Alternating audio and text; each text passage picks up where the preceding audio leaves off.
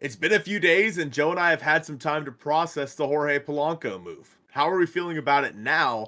And are the Mariners actually done for the offseason? We're going to get Joe's thoughts on that before we talk about some of the concession ideas that Jake from Raise the Trident has.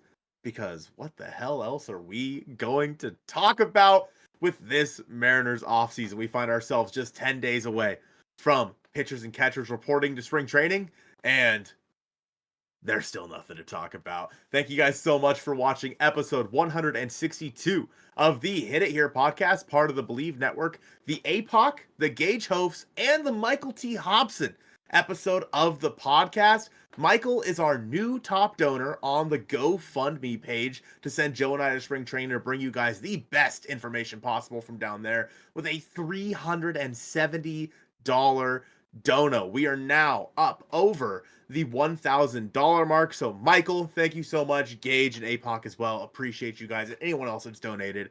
And I am here with Joe. Joe, how are you? Listen, the generosity from our community has been unparalleled.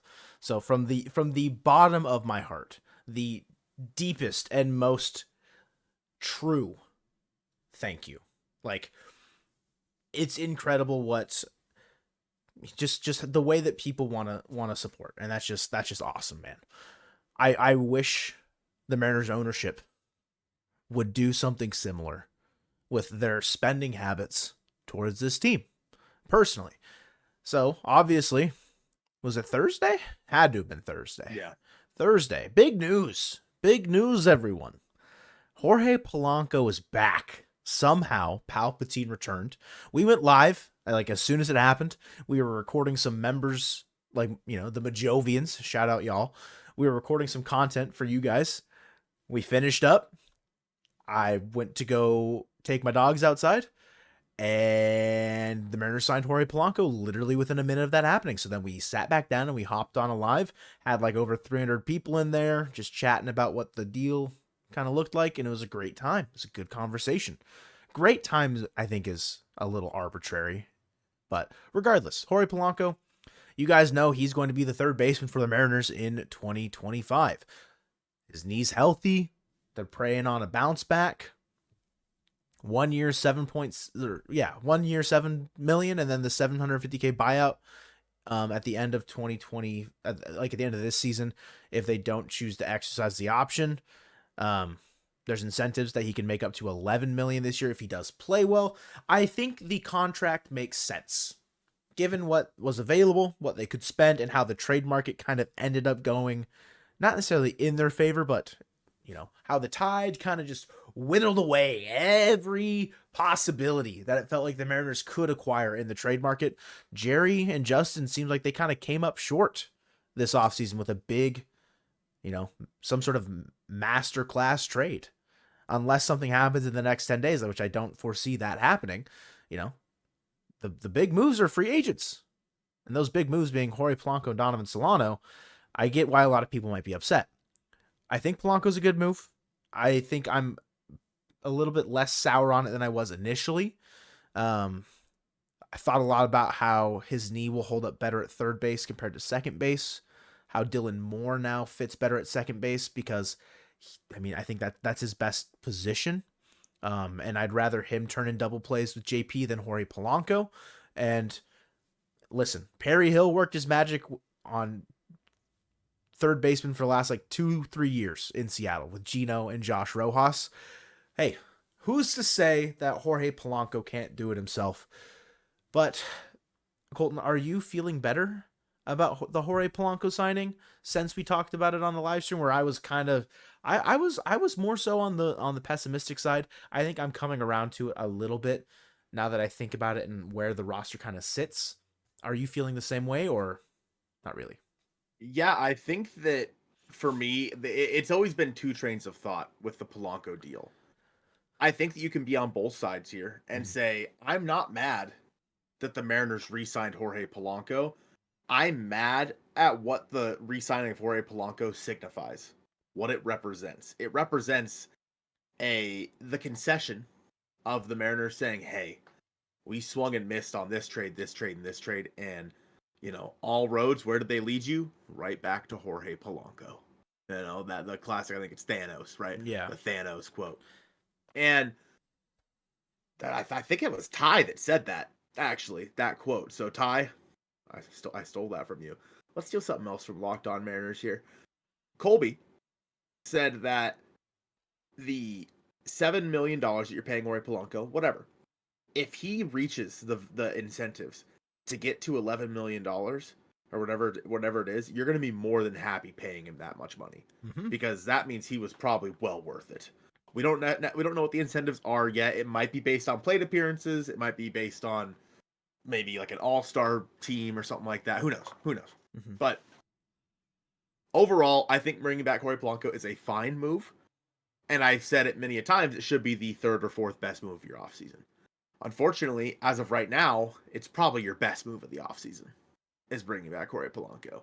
And that's the problem with it. So I'm not mad at them bringing back Jorge Polanco. I'm upset that it means they did not get anywhere with the other trades they were trying to make. And saying that Polanco is going to be your third baseman, when there have been other options that I think that I would have preferred throughout the offseason. Obviously, the big one being like Gunnar Henderson. Or not Gunnar Henderson. Whoa. Shoot for the stars. You'll shoot for the moon. You'll land amongst the stars, buddy. Whoa. Jordan Westberg. Not Gunnar. Whoa. Anyway. So it's like, yeah. Who would you rather have? Obviously, you'd rather have Jordan Westberg moving forward than Jorge Polanco. But if Polanco can return to form, that's great.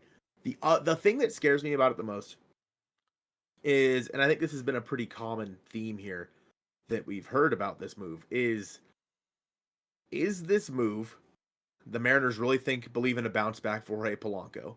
They Bleav in his ability to come back from his knee injury. Or is this a move, does this move end up being where the Mariners were so stubborn that they said, let's run it back then. And let's make sure that you guys see that this was a move we should have made all along. And if it doesn't work out, they're going to look that much dumber if all of a sudden Jorge Polanco is bad again. And so, yeah, I don't know. I think that I'm okay with it, but there's just so many things. There's so many ways it could go wrong. I don't think that if he ends up being bad again, what is the barometer for bad? Lower than an OPS plus than 100? Like he has to be league average? Yep. At least league average, because like defensively he's not gonna win you any gold gloves more than likely. So like that's where most of his value is gonna come from, is from the bat. Even if he is below that again, I mean, he's a 93 OPS plus last year. If he puts up a similar season last year, where it's like a 1.5 win season according to reference, I don't think that the Mariners front office will feel that they've made a mistake, if that makes sense. Like they'll paint it as this situation where, oh, well, the market just never happened the way we needed it to, so we had to go back to Jorge Polanco with our given, budgetary constraints. And yeah, we saw what he did in 2024. We were skeptical about it, but we wanted to give him the benefit of the doubt, and that's why we made it such an incentive-laden contract. Doesn't hit those incentives, you seem like it's okay paying him $7 million or 7.75 because of the buyout for 2026. I really don't think that there's a losing argument for the front office to themselves. Of course, the fans will call them out on the BS. I mean, there's quite an uproar about Polanco being like the final move, the tying of the knot, the cherry on top. And there are people, there's actually a bit more, like, I'm surprised about the amount of like people that are in support of the move. That have normally been kind of like vocally like against this offseason. It was Sour Vanilla mainly for me in the stream. I saw his chats come through a couple times saying like, I actually like this move. And I'm like, okay, interesting. Not to like single him out specifically, but like Sour Vanilla, love him to death, smooches, bro. Largely pessimistic about what the front office and the ownership group has done. He literally made a second account called John Stanton's Burner and was chatting with it one time. And I was like, who is that? It's Sour Vanilla Smooches, bro. I'm like, oh, sick. Awesome. But then like, and I don't want to like, misinterpret like anyone's feelings, whatever, like about how he's specifically feeling about it. But like that was a couple messages that I saw about him being like, yeah, Polanco's fine. I'm like, that's interesting. Yeah. Oh, like I'm just surprised. I think it's a good thing that like there's people that are obviously like in support of the move, because like if you as a player, you just see everyone like, why'd we bring him back? The chances are you playing well, probably not very high. But like you said, the main problem with Polanco and the way that the offseason has gone is they kind of sat on their hands, and now they're announcing that they're effectively done. Sure, DFAs can happen, things can change. It's not like they're set in stone, like you have to submit your roster by a certain time. Like it can change, right? But the fact that, I mean, Divish has said it, Jude has said it, like many of that, like it's effectively set. This is what we're rolling with. That in and of itself is a problem, because that kind of signals that you're waving the flag on any other upgrades that may fall through the pipeline. If with the Tigers signing Jack Flaherty, they're probably out on Alex Bregman. If the Cubs sign Alex Bregman after signing Nicky Lopez to a minor league deal, there's not any possibility that you don't think you could swing a trade for Nico Horner in that situation, where you give them, say, a young second baseman. It could be Ryan Bliss if you wanted to, if they wanted him that bad. If it helps the trade get done, yes. Would adding Nico Horner to the MLB roster in 2025 be better than rostering Ryan Bliss? Yes. And if they're waving the flag saying that we're done, sure. The money is the big problem there. That's the inhibiting factor. That's where, okay, I can say, yeah, I get that. Yeah, they're done because the money ran out. John Stanton's pocketbook is effectively empty because he's a broke boy. That's the problem.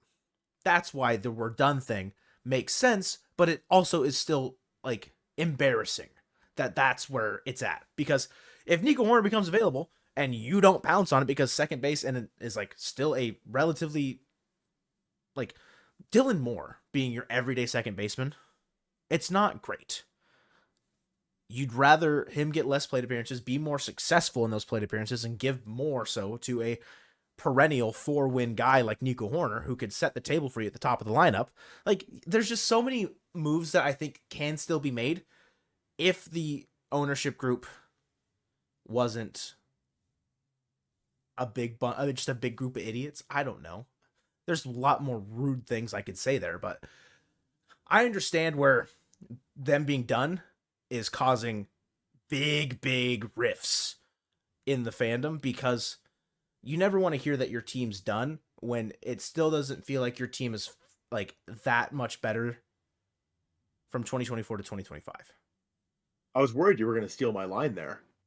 My line was going to be, how can you say that you're done when you never started? Whoa. That's crazy. Mike, but I mean, I think about like this offseason as a whole. You added some pile guys. You added Miles Mastroboni. And then you added Donovan Solano and Jorge Polanco. You're done? You haven't done anything. You basically just renegotiated Jorge Polanco's contract that he was supposed to have if you would have accepted his option. That's like the only thing you did, and then added Donovan Solano, while in turn losing Justin Turner and Josh Rojas. Cool. Okay. What did you do? You didn't make the team better. And I look at it, when they say they're done, I would be shocked if the Mariners don't make at least one more addition to the bullpen. Yeah. They have roughly $4 million left, we assume, based on everything that's happened money-wise. I would be really shocked if they didn't go take a flyer on like Ryan Brazier. Yeah, that's the most obvious Mariner ever. Should he get to the Mariners in the waiver like claim system, because there's gonna be, because he's DFA'd, right? So like he's going through waivers, right? Right. I believe you go through waivers during the offseason. I actually don't know now that you say that. But anyway. I don't know if like he just gets like free reign or free pick. But like say the Mariners, like a team ahead of them picks him, like sure, then like you never had a chance. If it's free reign, yeah, you go bring in Ryan Brazier, and then similarly to Ryan Stanek, you trade him before the deadline for something if you don't think what you're paying him is worth it for the rest of the year. Mhm. That's the kind of move that a good team would make. Like, the Mariners bullpen, I don't think right now should be done. I No. mean, they have some decent names in there. Obviously, Andres Munoz to the back end of it. Gregory Santos will ideally be healthy. Matt Brash will ideally be healthy early on in the season. Obviously, Troy Taylor was great. You hope for bounce backs from guys like Taylor Saucedo and Gabe Spire, for Mhm. example. And you added plenty of guys to the pile that very well could take a step and become part of that bullpen moving forward. But to look at a guy who's had success in the majors, like Ryan Brazier, and say, no, we're done. It's just asinine. And that's why I would be, and like Divish and them said, they're going to monitor DFAs. Mhm. And that's one I guarantee they are monitoring right now. Over the next, month and a half or so, with spring training and rosters being cut down and guys getting cut loose, usually towards the end of spring training, but still, nonetheless, there will be opportunities for the Mariners to go out and add some of these players. Mhm. I don't have any idea of who that's going to be right now. I haven't done enough research to really know. Doesn't matter because nothing matters. But also Exactly. because um I just don't think that the Mariners have any reason to make a move like that because we don't. Everyone on their team should probably be DFA'd. You know what I mean? Whoa. Like, should we? Do we really need to carry Austin Shenton? No. Like, there are plenty of moves at the end of this like spring training period where the Mariners could DFA a bunch of guys and they're going to be in a similar boat. And so there's just so much up in the air with that. The players that you would add through them being designated for assignment generally aren't going to be players worthy of changing like the outlook of a roster.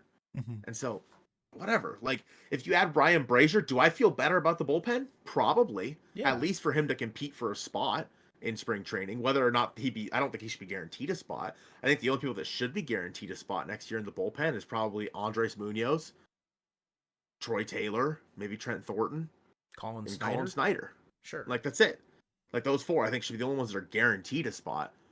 And then moving forward, whoever comes out hot in spring training, add them to the squad, baby. Mhm. So I don't know. I think that there's plenty of moves that still could be made, but it sounds like in terms of any big additions, they're not coming before spring training. There is a chance that, and I kind of hope this is the case because otherwise, what the hell are we doing here? The Mariners make a Denard Span like trade, right? Denard Span and Alex Colomé early in the season. I think that was like May or something like that, and that was a big trade for them. That like, I mean, Denard Span was great with the Mariners, so was Colomé that year. Like, if the Mariners can do that at the beginning of the season, then great. I'll feel a little bit better, but I don't foresee that happening because why would it?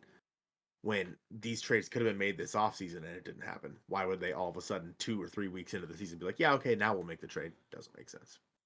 Well, I think one of the main problems with like making a trade like that, or like giving yourself time to kind of let the dust settle and then make a move, is like the big problem I take with is like you can't make any fun concessions out of those guys you get in the middle of your season. You have to have those pre-planned beforehand. Like you can't go in, like you can't just get Denard Span and get like the, Span Masubi like in May. Like that's not how it's going to happen. You got to have it planned out beforehand. And Jake raised the trident, our goat. He was on Twitter just spewing some nonsense tonight, okay? And we're here to review some of his concession idea items, if you will. So, just to kind of give a little subtle overview, the Mariners, they like their fun names. The Double Mitchwich, the Ham Swaggerty, the Calzone. One of my fake ones in one of our Mariners Millionaire questions, Tom's Bar Nuts, Tom Wilhelmsen's Bartender Peanuts. I don't know what you're trying to get me to guess here, The Cole. Vogie Hoagie. Oh, okay, my bad. Was that an actual thing? Yes. Oh, I didn't know about it. The Vogie Hoagie? Did you have it? I did. It was good. Okay, cool. So there's plenty of things, right, that the Mariners can do with gimmicks. And Jake took it upon himself to make some. Go subscribe to his YouTube channel. It's linked down in the description down below. He's like close to 1,000. So like you better get him there or else. The first one, cheese rods, parentheses, Julio, mozzarella sticks. You want to give this like, I don't want to steal the 20 to 80 grade scale because we're not locked on. I think like a solid 1 out of 10. Like we're like rating 1 to 10. Oh, I thought you were calling that a 1 out of 10. Low key cheese rods. Like I'm not a fan of the name. I don't think the name is great personally, Jake. I think he could have done better on that. I agree. However, I love mozzarella Yeah, sticks. no, mozz sticks would go hard. And like the fact that like they don't have them at the stadium unless maybe they do in like the cafe. But like, yeah, I'm down for that. So I'm gonna give it like a 5. The name I give like a 2, but then I think I give like the idea is an 8.5 or a 9, but right, the name exactly. is pretty rough. Yeah, but that's the hard thing with like maybe you don't have the right player. Like I don't think there's a who's a player around the league that you can make mozzarella sticks out of like a name. The only thing coming to my mind is the Celtics head coach Joe Mazzulla. I'm thinking of Mazzulla's like a Mozz canzone thing. You know yeah, what I mean? but like that's fair. That's okay. Okay, you mean lean into the Italian Dom's side? Kitchen. You know what I mean? Sure. And it's just I'm down for that. Anyway, I agree though. Great idea. Bad name. No, come on, Jake. The Crawfish Shack for JP, obviously JP Crawford, which has seafood boils. I'm not a huge fan of seafood. However, using the Craw and Crawford for both crawfish and Crawford in this scenario, quite good. It's not a concession item. It's an actual place, Jake. So that's Yeah, I think like if you did like a some sort of like just like crawfish like thing, like the what is it, the crickets, the grasshoppers, do that with like crawfish. There you go, and then you cooked. I think the name is better here than the idea in general. One, like it could get a little fishy, smelly. They're kind of messy, kind of a pain in the ass to eat. Like seafood boils in general, like pretty messy. So like if you're just doing like small little crawfish, it might be better. But I think so. If we're thinking Mott Sticks is a 5, I'm giving this like a 6. I think. I'd give it a 6. Overall idea. Yeah, overall idea. I think I give the name like a 7 or an 8. Yeah. I think I give seafood bowls because I don't personally really care for seafood that much. I'd give it like a 4. Fair. So I'm about that. The next one here, the Donovan Salami W. is a salami sub. Gas. Jake, this is your best one. No, literally, like I wish you would have saved the best for last year. You didn't, but I'm happy that you got a W on the board here. The Donovan Salami is great. It would have been better with Donovan, and I understand that maybe you weren't there for the stream, and that's okay. Not everyone's always locked in to the streams. Background, I had Donovan Solano in the title for an hour. The day that I went live and was streaming about him getting signed, I misspelled his name with an L. So that's on me. I took an L, but Jake, you took a W here. The next one's strange, Joe. No rating. Are we just like consensus like 9, at least a 9? Yeah, I'd give it a 9. Yeah, I think a salami sub would just hit. Interested to know like what kind of cheese we're rolling on there. Like, is it mozzarella or like what kind of cheese we using? It's mozzarella. Like we're fat, you know what I mean? So like, we're down for that. Mm-hmm. Randy Candy. It's just candy. Now, Jake didn't specify what type of candy. When you think about candy, Joe, do you think hard candy? Do you think gummy candy? Or do you think of like would you consider chocolate its own thing? Or would you also just consider that a part of the candy family? I would consider chocolate a candy, but it is its own thing. I think if you just did like small little like kind of like little like goodie bags for Randy Candy, you get like maybe like three little like chocolate bars, maybe like a small bag of like Swedish fish, like literally it's like Halloween favor, like party favor type things. For Randy Candy, it's Mariner themed like little cellophane bag. It's got some like blue and green and silver like string. Maybe like it might be a logistical nightmare. Probably. Like with like wrappers and stuff everywhere. And you can't do like the Costco, like just take a big scoop of something and put it into a bag. Like that would be kind of weird. Because why not just like sell bags of candy that aren't Mariners themed? But Randy Candy, I mean, it seems like the type of player that would endorse this and take into like he crosses home plate, he goes and grabs the trident, and they dump candy on him. Kind of would hit.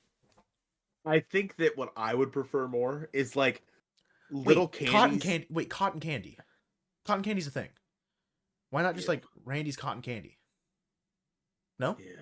Cotton candy's gross. That's wrong. Better idea. Okay. Objectively.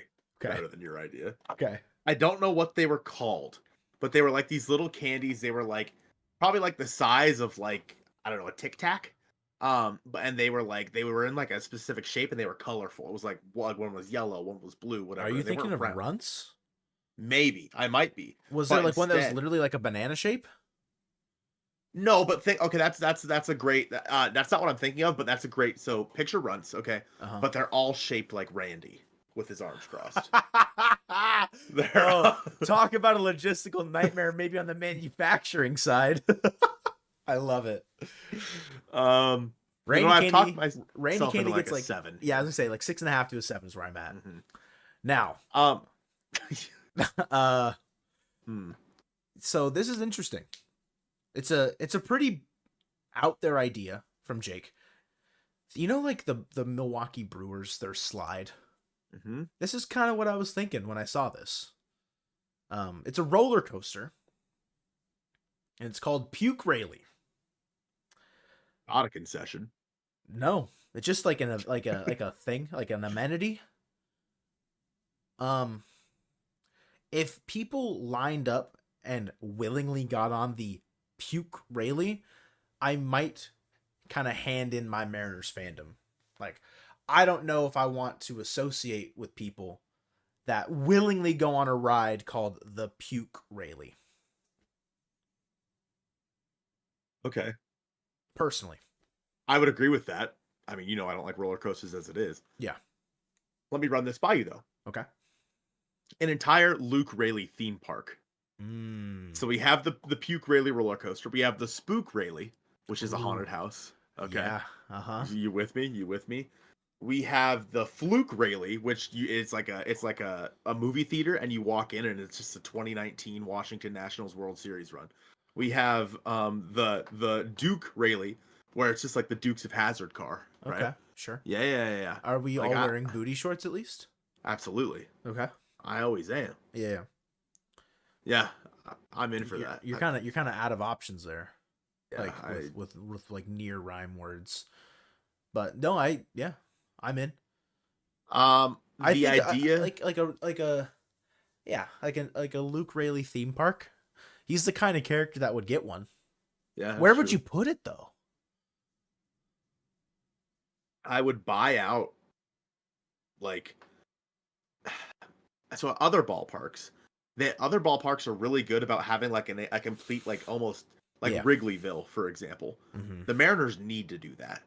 Okay, and there is a spot in between the Silver Cloud Inn, okay, and the corner where Hatback is, where adjacent to Hatback is a big open lot that the Mariners bought that they leveled, and they're gonna build something. I don't know any updates on that. It's probably either a parking garage or like a hotel or something. I don't know. Or like another bar or something. Welcome to Nuke Rayleigh, sure. Luke Rayleigh's theme park. Mm-hmm. Yeah, that's right. The final one here that isn't on this tweet was if the Mariners were to acquire Nico Hoerner. Mm-hmm. And this one, Joe, I'm not sure if it's a hot dog or a corn dog. I'm going to assume it's a corn dog. But it's called the Horn Dog. Right. For Nico Hoerner. Obviously, a bit of a play on words there, because if we got Nico Hoerner, I'd be horny. But also... You'd want a horn dog. The Horn Dog, yeah. Yeah. So I think that overall, that's pretty good. I think we might have given the award out too early to the Donovan Salami, personally. But I think since they were separate tweets, I think we can give out 2. I have a thought. Do you know what a Korean corn dog is? Ooh, where they have like the potatoes on the outside of it, and they do cheese. That is what I imagined when I saw the horn dog. Yeah, I'm there. A Korean corn dog, and it's the horn dog. I need them to acquire Nico Hoerner yesterday. And I don't care about how many plate appearances he get. I just want the horn dog. You see what the Mariners have done to us this offseason? I'm down to do a meme review because it's kind of fun. It is kind of fun. Like once an episode now over the past few, it's just been a freaking meme review. I hate John Stanton so much, dude. Wow. Thank you guys so much for watching episode 162 of, once again, whatever this was. And once again, the Michael T. Hobson episode of the podcast. And go Mariners.